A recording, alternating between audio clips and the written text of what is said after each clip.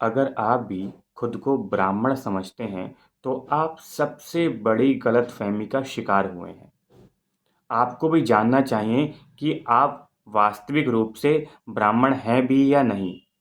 सबसे पहले आप धीरेंद्र शास्त्री जी की ये वीडियो देखिए। उसके बाद हम चर्चा करेंगे कि वास्तविक ब्राह्मण कौन है। ब्रह्म जानेति ब्राह्मणः, जो ब्रह्म की चर्चा करता हो, ब्रह्म को जानने की जिज्ञासा रखता हो, मस्तक पर तिलक रखता हो, शिखा चोटी बंधन हो, यज्ञोपवीत का धारण करता हो, कर्म कांड करता हो, भगवत भक्ति करता हो, कर्म कांड ना भी करता हो, अगर वो यज्ञोपवीत धारण करता, तिलक लगाता, शिखा रखता है, ब्रह्म की चर्चा करता है, उसे ही ब्राह्मण कहा जाता है। इस वीडियो को देखने के बाद अब हम बात करते हैं कि उन्होंने परिभाषा ठीक बताई है या नहीं।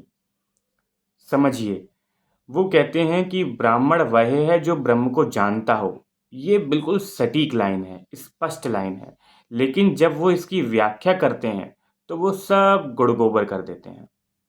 वो कहते हैं जो ब्रह्म की चर्चा करे वो ब्राह्मण, जो यज्ञोपवीत या कर्मकांडीय से जुड़ा हो वो ब्राह्मण। लेकिन परिभाषा यहीं पर गड़बड़ हो जाती है जब वो कहते हैं कि ब्राह्मण वो जो ब्रह्म की चर्चा करे। इस पर आप ओशो की कहानी को समझने का प्रयास कीजिए। ओशो कहते हैं, जब तुम्हें प्यास लगती है तो क्या तुम पानी पर चर्चा करते हो? जब तुम्हें भूख लगती है तो क्या तुम भूख पर चर्चा करते हो?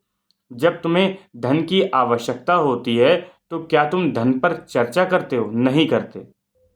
असली ब्राह्मण तो वही है जो खुद ब्राह्मण हो जाए या ब्रह्म हो जाए।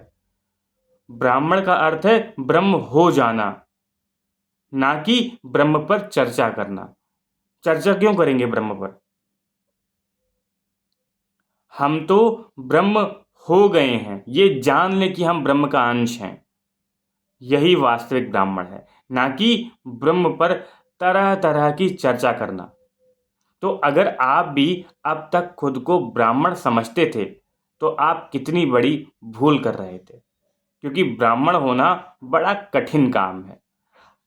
इसके लिए एक पंक्ति आती है कि हम सभी शूद्र के रूप में पैदा हुए हैं, ये संभावना लेकर के कि हम सभी ब्राह्मण हो जाएं, अर्थात ब्रह्म हो जाएं।